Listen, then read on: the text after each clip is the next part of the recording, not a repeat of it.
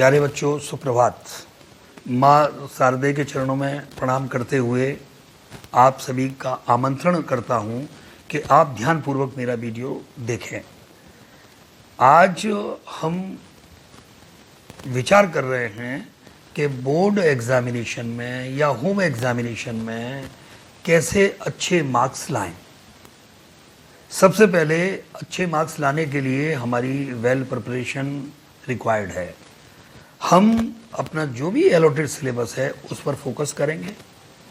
उसमें भी जो हमारे टीचर्स हैं उन्होंने कहा है कि भाई ये इम्पोर्टेंट पोर्शंस हैं, उन पर ध्यान दे करके उनको लर्न करेंगे, उनको प्रैक्टिस करेंगे। और प्रैक्टिस यानी लर्निंग बाय डूइंग, लिख लिख करके प्रैक्टिस करेंगे। सबसे बड़ी चीज़ होती है कि जब हम पेपर सॉल्व कर रहे हैं तो इसकी आर्ट ऑफ सॉल्विंग पेपर हमको आना चाहिए। पेपर सॉल्व कैसे होगा इसकी कला हमको आनी चाहिए। पेपर सॉल्व करने की कला यही है कि सबसे पहले हम पेपर को सरसरी निगाह से देखें, सरसरी नज़र से देखें। उसके बाद उन क्वेश्चंस को हमें लेना चाहिए जो हमको आते हैं, जो क्वेश्चंस हमको ठीक से आते हैं, जिनके आंसर्स हम आराम से लिख सकते हैं, तो उनको हम सॉल्व करें। ये ज़रूरी नहीं है कि सीरियली हम सॉल्व करेंगे। और ध्यान रखना है जिस क्वेश्चन को हम सॉल्व करें उसको टिक करें, जिससे कि हम कंफ्यूज ना हों आगे कि भाई ये क्वेश्चन का आंसर हमने दिया है या नहीं दिया है, और टिक करते हुए आगे बढ़ जाएं। यानी जो जो क्वेश्चंस हमको आते हैं उनको सॉल्व करें और जो नहीं आते हैं उनको छोड़ते हुए हम आगे बढ़ जाएं। और इस तरह से हम पूरे क्वेश्चन पेपर में लास्ट तक जो हमको क्वेश्चंस आते हैं उनको हम स्कोर कर लें। यानी कम से कम जो हमको आते हैं उनके मार्क्स तो हम स्कोर कर लें। और साथ ही सेकेंड अटेम्प्ट में फिर हमको दिमाग लगा करके उन क्वेश्चंस को देखना चाहिए जो हमको आधे अधूरे जिनके आंसर्स आते हैं तो उनको हम सॉल्व करें। और लास्ट में थर्ड अटेम्प्ट में उन क्वेश्चंस को लें जो हमको ऐसा लग रहा है कि आ नहीं रहे हैं। जब हम सॉल्व करने बैठेंगे तो निश्चित रूप से उनका भी हम कोई ना कोई सॉल्यूशन निकालेंगे, उनको भी सॉल्व करेंगे। पेपर सॉल्यूशन में सबसे बड़ी जो बात होती है वो ये होती है कि हमको कोई भी क्वेश्चन छोड़ना नहीं है। We have to not leave any question unattempted. सभी क्वेश्चंस को सॉल्व करना है।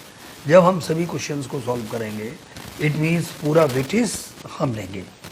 और कभी कभी ऐसा होता है जिसको हम सोचते हैं कि भाई इस क्वेश्चन का आंसर ये नहीं है और उसको हम लिखाते हैं, लेकिन वो ठीक हो जाता है और कुछ न कुछ मार्क्स उस पर हमको मिलते हैं। तो इस तरह से हमको ध्यान रखना कि जो कॉपी है, आंसर शीट है, उसमें दोनों साइड में मार्जिन छोड़ना है। लेफ्ट हैंड में जो मार्जिन होता है वो क्वेश्चन नंबर्स के लिए होता है और राइट हैंड में जो मार्जिन होता है वो जो एग्जामिनर होता है वो उसमें मार्क्स अवार्ड करता है।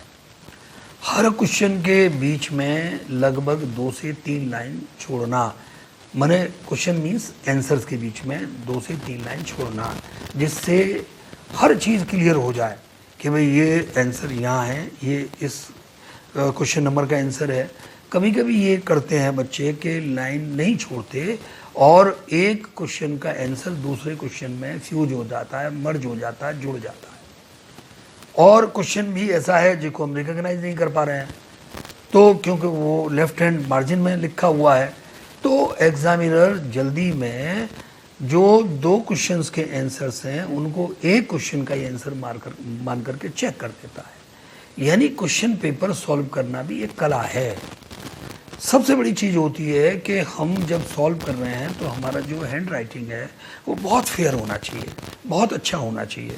अगर हमारा हैंड राइटिंग फेयर है और शुरू में उन क्वेश्चंस को हमने किया है जो बहुत अच्छे तरह से हमको आते हैं, जिनका आंसर हम बहुत अच्छी तरह से लिख सकते हैं, और हमने ऐसे 5-6 क्वेश्चंस के आंसर शुरू में दे दिए, तो जो एग्जामिनर है वो जब आंसर शीट चेक करता है और देखता है कि ये बच्चा तो फटाफट आंसर दे रहा है और ठीक आंसर दे रहा है, तो जो साइकोलॉजिकली जो इमेज है उस बालक के बारे में, उस कैंडिडेट के बारे में पॉजिटिव बन जाती है।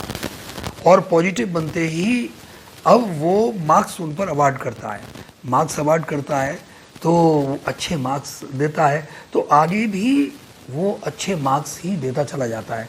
2-3 आंसर पर तो अच्छे ही दे जाता है, फिर वो ध्यान से देखता है कि भाई यहाँ तो इस बालक का जो मटेरियल है, आंसर का मटेरियल है, वो थोड़ा सा निम्न जा रहा है, तब जा कर के वहाँ पर वो मार्क्स कम देता है।